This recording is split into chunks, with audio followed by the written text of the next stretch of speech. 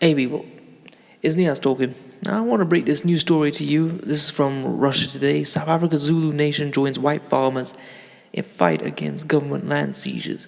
The largest ethnic group in South Africa, Zulu, has spoken out against the expropriation of land without compensation in the country. Zulu is ready to cooperate with the country's white farmers, known as Afrikaners or Boers. Zulu King Goodwill Zwelithini said the group will cooperate with South African minority rights group AfriForum. The Zulu nation I'm talking about will not exist if we don't have food. That's why I say farmers must come closer so that we discuss what we can do when we talk about agriculture and the availability of food in the land. That's why I'm asking AfriForum of the Boers to come and help us. What? Zwelithini said, as quoted by E-News Channel Africa. Because when governments are talking about the appropriation of land, expropriation of compensation, Boers down tools. There is no food in South Africa, he added. Zulu people are the largest ethnic group in South Africa, with an estimated 10 to 12 million people living mainly in the province of KwaZulu-Natal. What was I?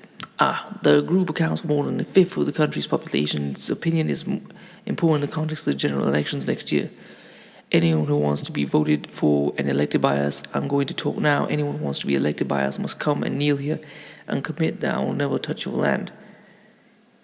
The Zulu king said, while kings have no official power in modern South Africa, they still have the loyalty of millions of people and are recognized in the constitution as traditional leaders. The land expropriation program run by President Cyril Ramaphosa is designed to redistribute land to poor black people to tackle severe inequality 24 years after the end of apartheid. It mostly involves land owned by Boers, whites primarily of Dutch descent. However, the program has aroused discontent among...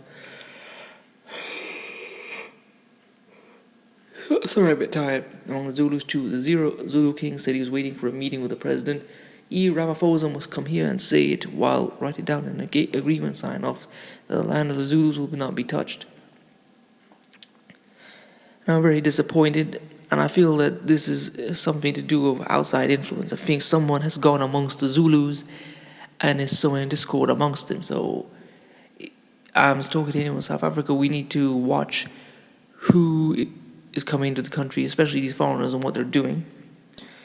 And it reminds me of old colonialism, because the way they would control people was get one tribe against another, or even what was happening in colonial America. The way they would take over the land is they would get one tribe to defeat another, and when they were both destroyed, they would move in and take the land. You know, it was like Andrew Jackson used the Cherokee to fight against the Creeks, and then once he had defeated the Creeks, he then took the land of the Cherokee, and then had them march all the way to Oklahoma, and they were cursing his name, but anyway.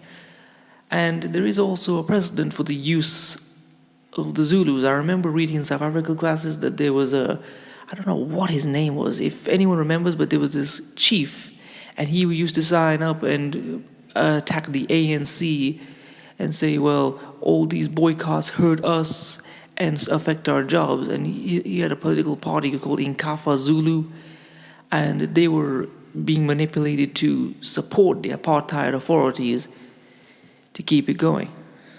Anyway, please comment, rate, and subscribe. Peace, family.